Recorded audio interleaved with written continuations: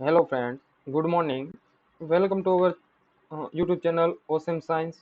आज हम पढ़ने वाले हैं चैप्टर 7 ट्राइंगल में आगे बढ़ने वाले हैं। तो हमारा आपका नेक्स्ट वन टॉपिक है कि some more criteria for the congruent triangle. कि कॉन्ग्रुएंट ट्राइंगल के लिए हम इतने क्राइटेरिया तो देख चुके हैं। फर्स्ट वन है हमारा साइड एंगल साइड, दूसरा है हमारा एंगल एंगल साइड एंड तीसरा है हमारा एंगल साइड एंगल। ये तीन क्राइटेरिया के बारे में तो हम ऑलरेडी पढ़ चुके हैं। अब इसमें दो नए क्राइटेरिया ऐड करने हैं। वो हमारा है एक एसएसएस और दूसरा है आरएचएस। अब देखते हैं कि एसएसएस कॉन्ग्रुएंस रूल क्या है। तो आपको बोला है कि three sides of one triangle are equal to the three sides of another triangle. कि कोई एक ट्राइंगल की तीन साइड है वो दूसरे ट्राइंगल की तीनों साइड के इक्वल है, तब वो दोनों ट्राइंगल को हम कॉन्ग्रुएंट बोल सकते हैं बाय एस एस एस की वजह से। मतलब कि एक हमारा नया कैटेगरी ऐड हो गया है कॉन्ग्रुएंट बताने के लिए कि एस एस एस से भी हम दोनों ट्राइंगल को कॉन्ग्रुएंट बता सकते हैं और फिर बाय सीपीसीटी उसके करस्पॉन्डिंग पार्ट है वो इक्वल दिखा सकते हैं। लास्ट वन कॉन्ग्रुएंट की जो कंडीशन है वो हमारी है आरएचएस। आर मतलब है राइट एंगल, एच मतलब है हाइपोटेनियस एंड एस मतलब है साइड। तो ये रूल हमें ये बताता है कि if in two triangles the hypotenuse and the one side of one triangle are equal to the hypotenuse and one side of the other triangle, then two triangles are the congruent। मतलब कि दोनों right right angle है तो एक angle होना चाहिए 90 degree का। ये ओनली राइट एंगल ट्राइंगल में ही आप अप्लाई कर सकते हैं क्योंकि एक राइट एंगल आपको कंपलसरी चाहिए। मतलब कि आरएचएस रूल है वो राइट एंगल ट्राइंगल के लिए है। उसमें अगर right angle hypotenuse and side equal मिलती है आपको, तो दोनों ट्राइंगल को आप आरएचएस की वजह से भी कॉन्ग्रुएंट दिखा सकते हैं। तो अब तक हमारे पास कॉन्ग्रुएंट दिखाने के लिए बेसिकली 5 कंडीशन है। अब आप ये 5 कंडीशन का यूज करके कोई भी ट्राइंगल को कॉन्ग्रुएंट दिखा सकते हो और फिर बाय सिंप्लिसिटी उसके करस्पॉन्डिंग पार्ट भी इक्वल दिखा सकते हो। तो ये कंडीशन हमारे पास है एस से एस मतलब side angle side, A S मतलब angle angle side, A S A मतलब angle side angle and S S S मतलब side side side and last one है आर एच एस मतलब right angle hypotenuse and side.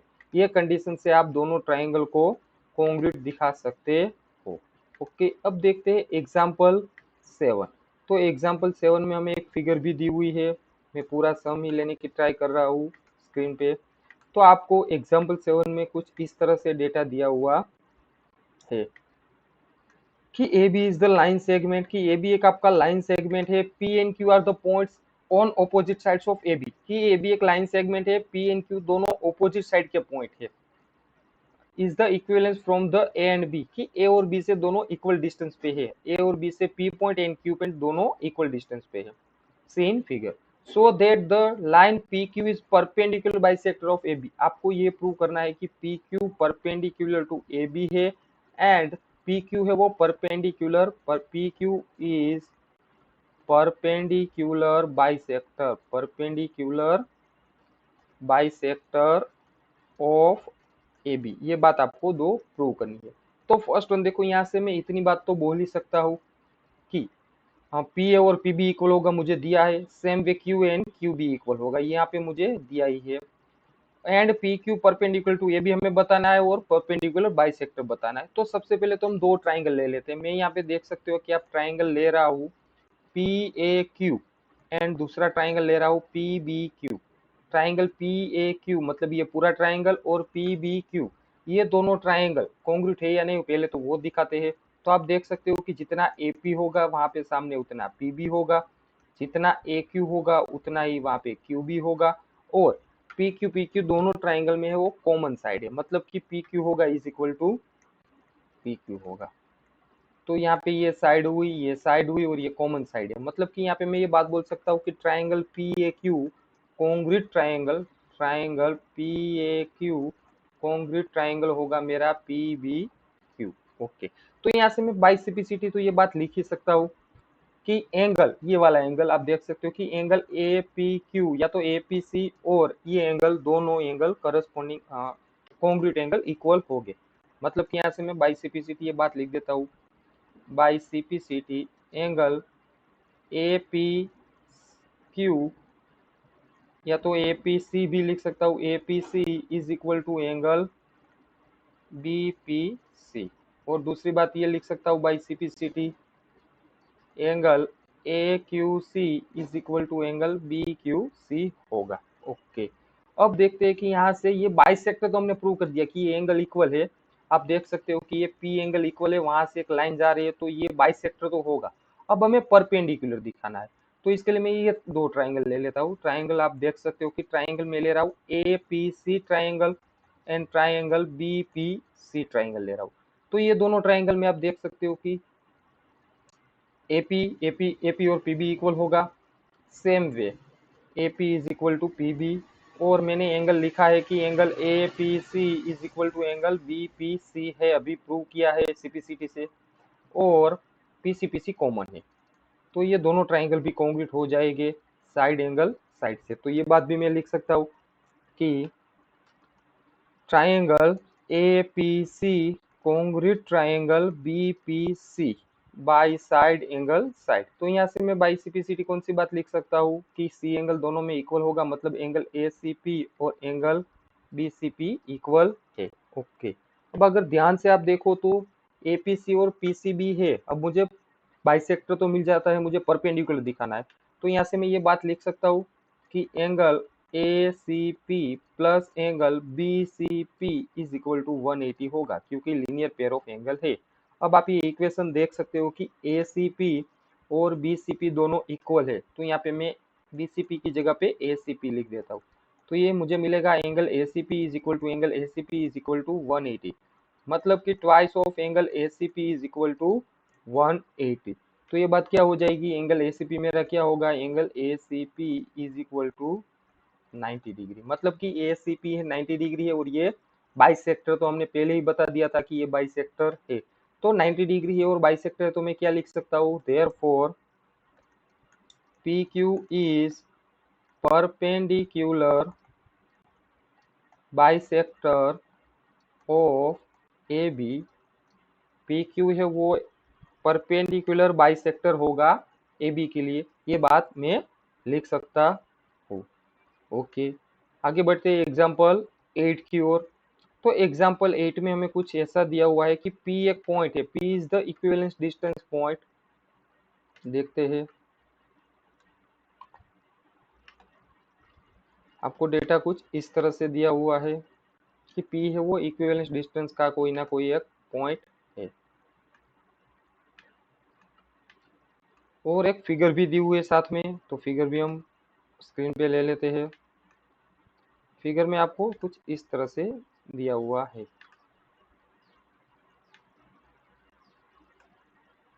Okay, तो figure भी कुछ इस तरह से है। अब आप देख सकते हो कि P is the point equivalence from the two lines L and M intersecting point A, so that the line AP bisect the angle between them।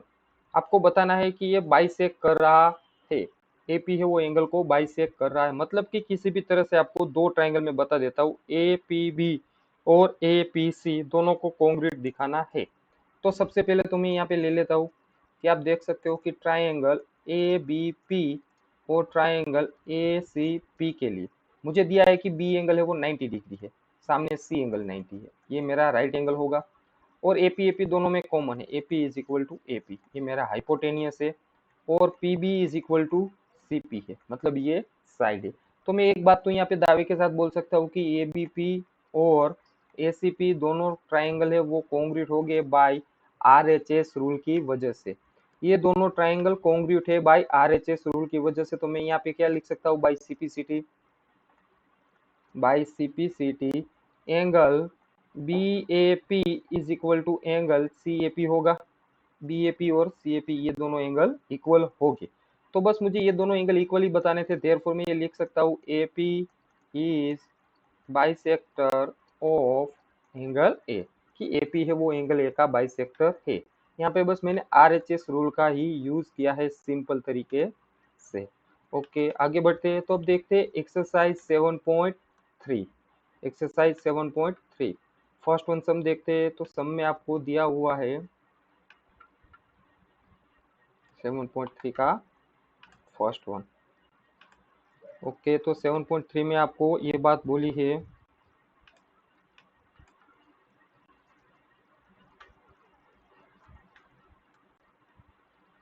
आपको डेटा में कुछ इस तरह से दिया हुआ है कि triangle ABC and triangle DBC are two आइसोस्केल triangle on the same base BC, कि बीसी एक बेस है और ट्राइंगल एबीसी और ट्राइंगल एबीसी और ट्राइंगल जो दिया है दूसरा डीबीसी उसका सेम बेस है, मुझे ये बोला है BC, and vertices A and D are on the same side BC if AD extend to intersect BC at P so that, अब कुछ बात ऐसी है कि ये दोनों ट्राइंगल आइसोस्केल ट्राइंगल है। एक बात यहाँ पे दी हुई है कि ट्राइंगल ए बी सी अगर आइसोस्केल ट्राइंगल है तो मैं ये बात लिख सकता हूँ ए बी और ए सी इक्वल होगा क्योंकि बेस बीसी बोला है।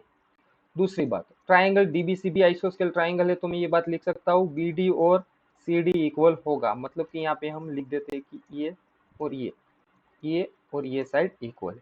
अब देखो ये अगर दोनों साइड इक्वल है, ए बी और ए सी इक्वल है, तो मैं पूरी बात यहाँ पे ये लिख सकता हूँ एंगल ए बी सी और angle A C B equal होगा, पी और सी एंगल इक्वल होगा, क्योंकि हम थ्योरम जानते हैं कि अगर कोई ट्राइंगल में दो साइड इक्वल है तो उसके ऑपोजिट एंगल इक्वल होते हैं, या तो दो ऑपोजिट एंगल इक्वल है तब दो ऑपोजिट साइड उसकी इक्वल होती है।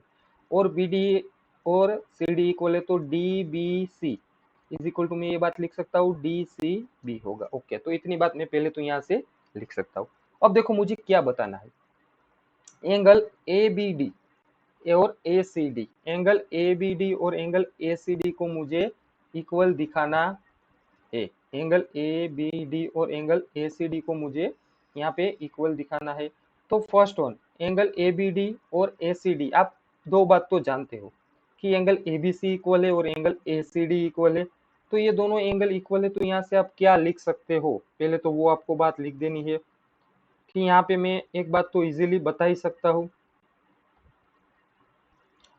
कि ट्राइंगल ए बी सी में ए बी और ए सी इक्वल दिया है मुझे, ट्राइंगल एबीसी में ए बी और ए सी अगर दोनों इक्वल है तो यहाँ से मैं ये बोल सकता हूँ कि उसकी दो ऑपोजिट साइड है वो इक्वल होगी। ओके, और बी डी और सी डी मुझे इक्वल दिया है। और तीसरी बात आप देख सकते हो कि ए डी है वो कॉमन है, तो यहाँ से मैं ये बोल सकता हूँ कि ट्राइंगल ए बी डी और triangle A C D, first condition पहले मैं दिखाने की ट्राई कर रहा हूँ। ओके, तो यहाँ पे मैं ये बात बोल सकता हूँ कि दोनों ट्राइंगल में ए बी होगा उतना ए सी होगा, बी डी होगा उतना सी डी होगा, और ए डी कॉमन है। ओके, ए डी का साइड है वो कॉमन साइड है, तो ये भी मैं बात बता देता हूँ, A D is equal to A D common side.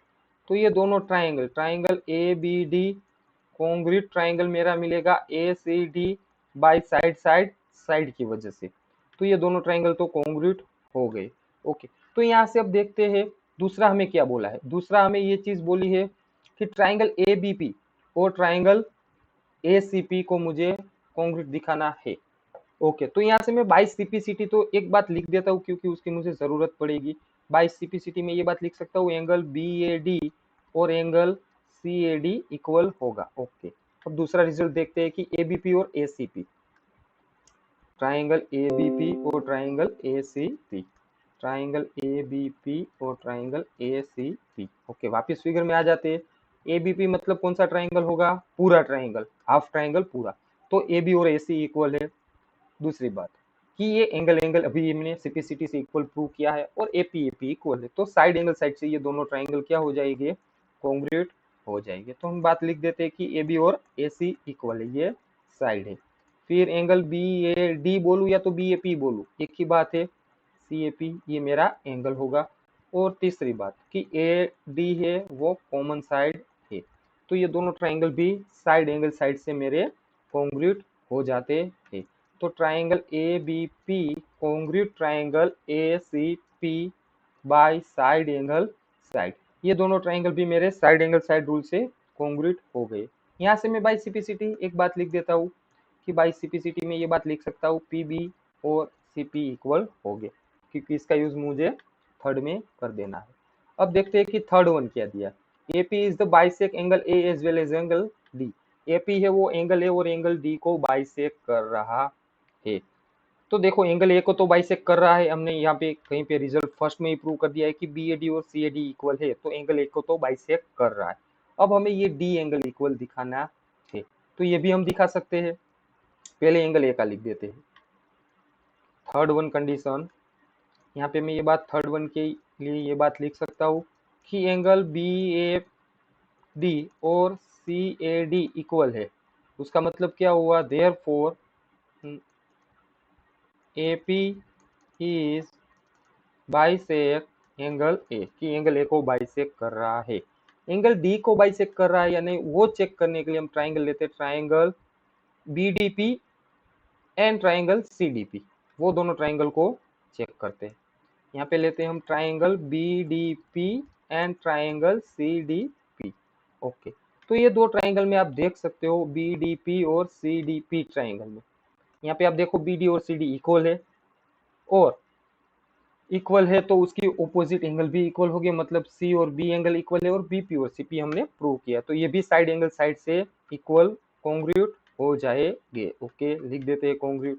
तो यहाँ पे फर्स्ट वन बी डी और सी डी हमें इक्वल दिया है, और बी एंगल और सी एंगल इक्वल है, और यहाँ पे आगे हमने प्रूव किया सीपीसीटी में बीपी और सीपी इक्वल है, मतलब कि ये दोनों भी साइड एंगल साइड से कॉन्ग्रुएंट है। ओके, तो ये बात भी लिख देते हैं कि therefore triangle B D P congruent triangle मेरा होगा C D P by side angle side, by side angle side.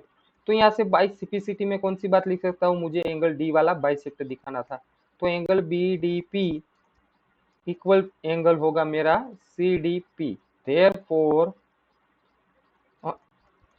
AP is bisector of angle D। Okay, angle D का भी बाइसेक्टर मैंने दिखा दिया है।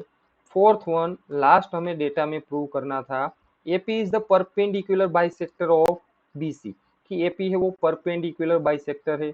तो सिंपल सी बात है कि APB और APC ट्राइंगल में आप यहाँ से ये बात बाई सीपीसीटी लिख सकते हो कि P और C एंगल इक्वल होगा। दूसरा जो पॉइंट प्रूव किया है, यहाँ पे एक और चीज में ऐड कर देता हूँ, बाई सीपीसीटी में क्या लिख सकता हूँ, बाई सीपीसीटी दोनों P एंगल है वो इक्वल हो गए, मतलब कि angle A P B equal angle होगा मेरा सी पी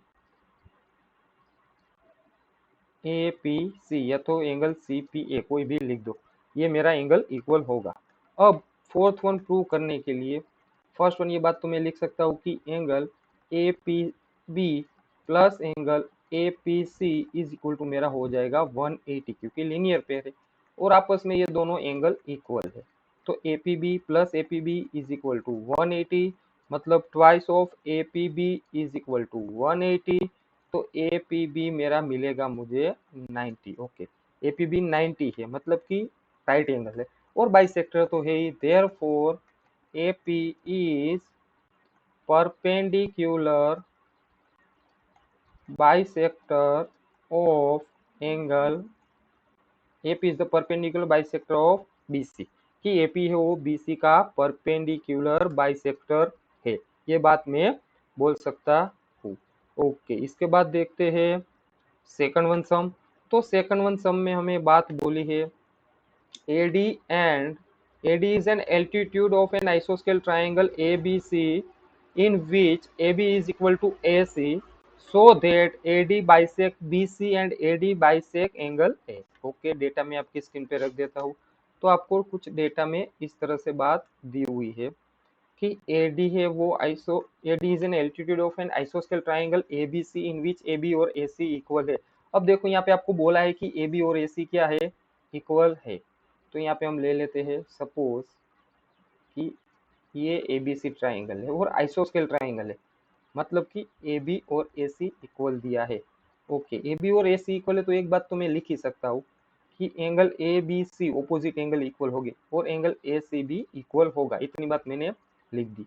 अब इसका एक एल्टीट्यूड है, एल्टीट्यूड मतलब मान लो कि एल्टीट्यूड है 90 डिग्री वाला, इतनी फिगर परफेक्ट नहीं हुए पर आप समझ लेना कि ये 90 डिग्री वाला एंगल है। अब मुझे बताना ये है कि AD बाइसेक BC, AD वो BC को बाइसेक कर रहा है और AD bisect angle A। Okay, तो ये बात मुझे बतानी है।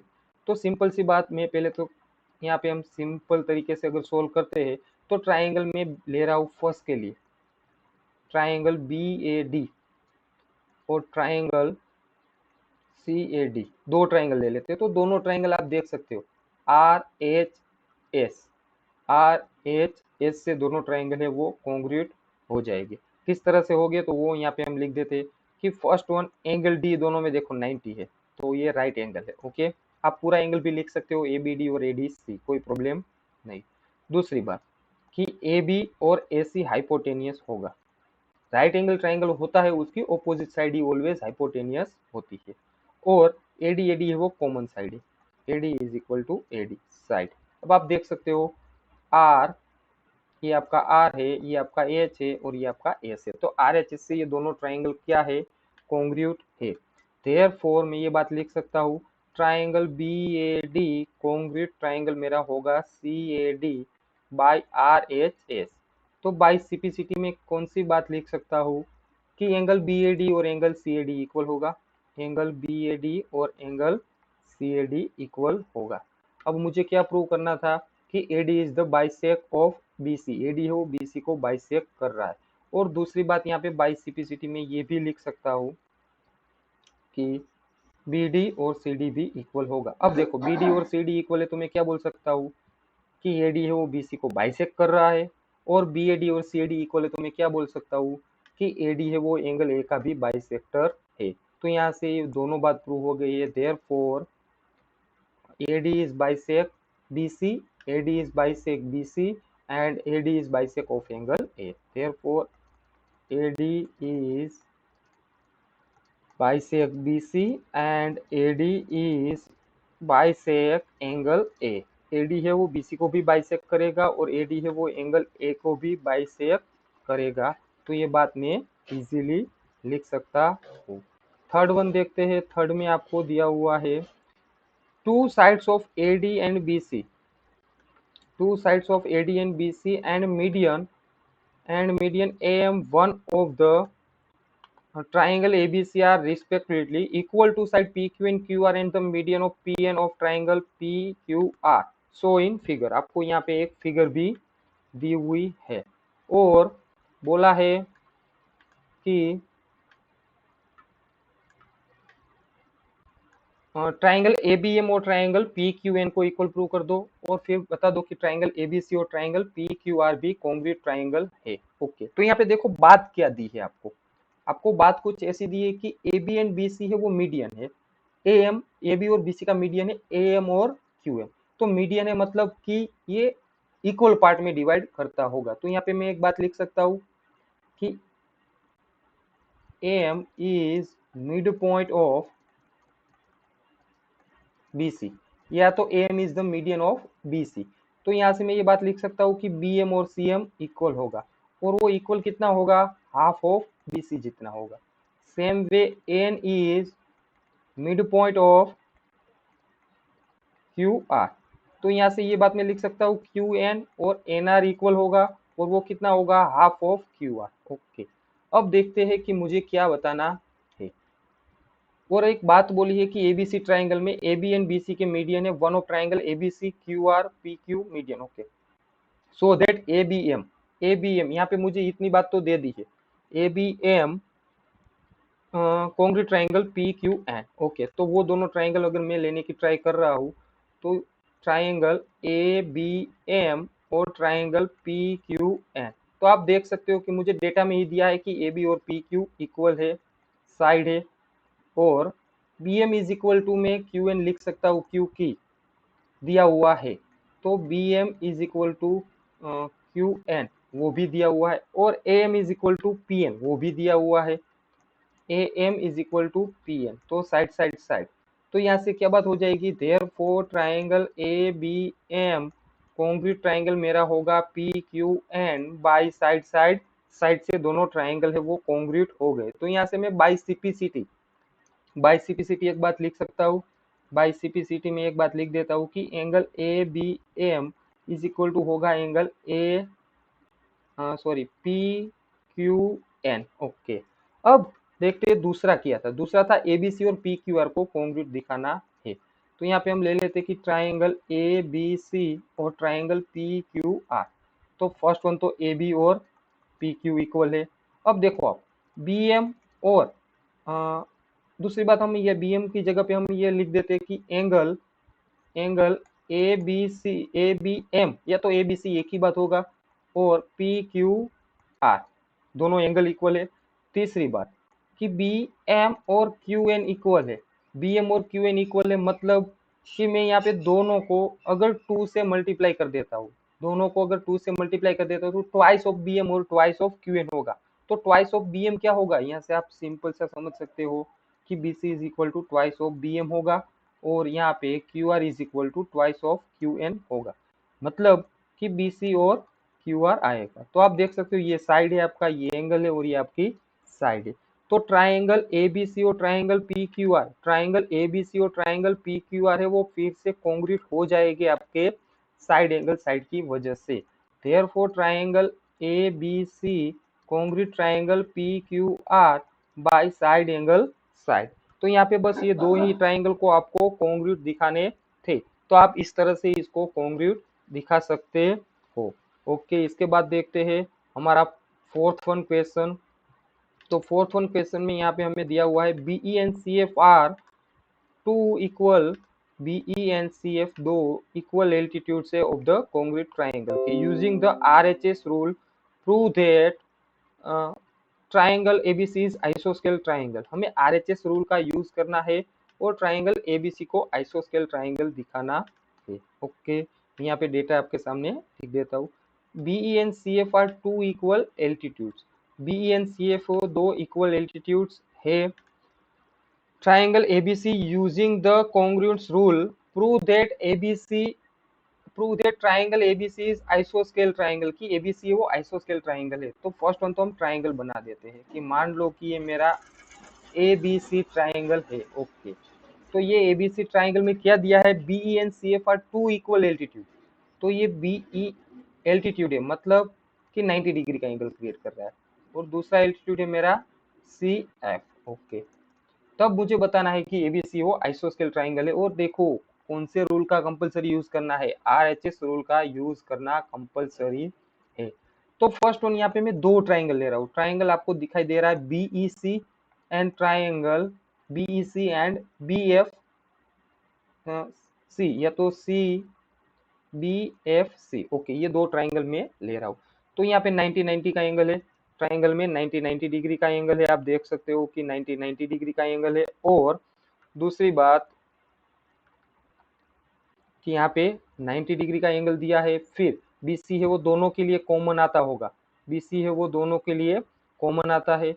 और तीसरी बात कि B and C F equal altitude है, तो यहाँ पे मैं डायरेक्टली RHS का यूज कर सकता हूँ। सिंपल सा है कि देखो पहले तो मैं लिख देता हूँ कि यहाँ पे E एंगल 90 है, यहाँ पे F एंगल 90 है, तो ये मेरा राइट एंगल होगा। राइट एंगल की ऑपोजिट साइड हाइपोटेनियस होती है, और वो दोनों ट्राइंगल में कॉमन आती है, तो BC BC हाइपोटेनियस है, और आपको दोनों एल्टीट्यूड है वो इक्वल दिए है, BE और CF है वो इक्वल है, मतलब कि ये बात मैं लिख सकता हूँ ट्राइंगल BEC कॉन्क्रीट ट्राइंगल होगा, BEC कॉन्क्रीट ट्राइंगल होगा मेरा CFB बाय RHS। ओके, अब ये दोनों ट्राइंगल कॉन्क्रीट है, तो यहाँ से मैं कौन सी बात लिख सकता हूँ, बाय CPCT, बाय CPCT में ये बात लिख सकता हूँ, एंगल एंगल FBC ओ या तो angle FCB is equal to angle AF, sorry angle ECB, angle ECB is equal to angle AFBC equal हो गए।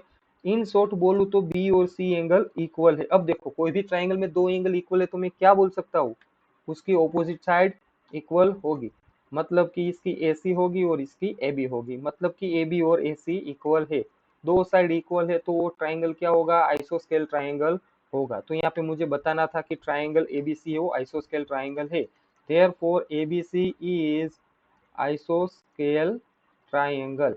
ये बात मैं प्रूव कर सकता हूँ इस तरह से। ओके, अब इसके बाद देखते हैं इस एक्सरसाइज का लास्ट वन सम। तो लास्ट वन सम में हमें दिया हुआ है triangle ABC is an isosceles triangle with AB is equal to AC. Draw AP perpendicular to BC so that angle B और एंगल C इक्वल है। ओके, तो यहाँ पे भी ये आपको मैं ड्रॉ कर देता हूँ फिगर। पहले तो डेटा आपको कुछ इस तरह से दिया हुआ है कि ए बी सी है वो एक आइसोस्केल ट्राइंगल है with A B is equal to A C, draw A P perpendicular to B C. अब यहाँ पे कुछ बात इस तरह से दी हुई है कि ए बी सी है वो आपका एक आइसोस्केल ट्राइंगल है। ओके, तो ये आपका ए बी सी एक आइसोस्केल ट्राइंगल है, मतलब कि ए बी और ये इक्वल है और ये पी उसका परपेंडिकुलर है। तब मुझे बी और सी इक्वल दिखाना है, तो आप यहाँ पे डायरेक्टली भी दिखा सकते हो कि ये भी आइसोस्केल ट्राइंगल है तो ए बी और ए सी इक्वल है तो ऑपोजिट एंगल इक्वल हो गया। पर आपको उस तरह से नहीं दिखाना है, आपको जो कंडीशन दी है उसका यूज करके दिखाना है। तो यहाँ पे मैं दो ट्राइंगल ले लेता हूँ, ट्राइंगल ए पी बी और ट्राइंगल ए पी सी। पहले तो वो दोनों को कॉन्ग्रुएंट दिखा देता हूँ, फिर बाय सिंपलिसिटी मेरा काम हो जाएगा। तो यहाँ पे देख सकते हो कि एंगल एपीबी और एंगल एपीसी 90 डिग्री का एंगल है। ओके, मतलब कि राइट एंगल है, एक काम हो गया। फिर ए बी और ए सी इक्वल दिया है, ये मेरा हाइपोटेनियस है, एंड ए पी दोनों में कॉमन है, तो ये मेरी साइड है। Therefore triangle A P B congruent triangle होगा मेरा A P C by R H S. तो यहाँ से मैं लिख सकता हूँ by C P C T angle B और एंगल सी मेरे इक्वल हो गए। तो यहाँ पे मुझे बस एंगल बी और एंगल सी ही इक्वल दिखाने थे, तो मैं इस तरह से एंगल बी और एंगल सी को इक्वल दिखा सकता हूँ। तो यहाँ पे हमारी एक्सरसाइज 7.3 कंप्लीट होती है। नेक्स्ट एक्सरसाइज और एग्जांपल देखेंगे नेक्स्ट वीडियो में। Thanks for watching.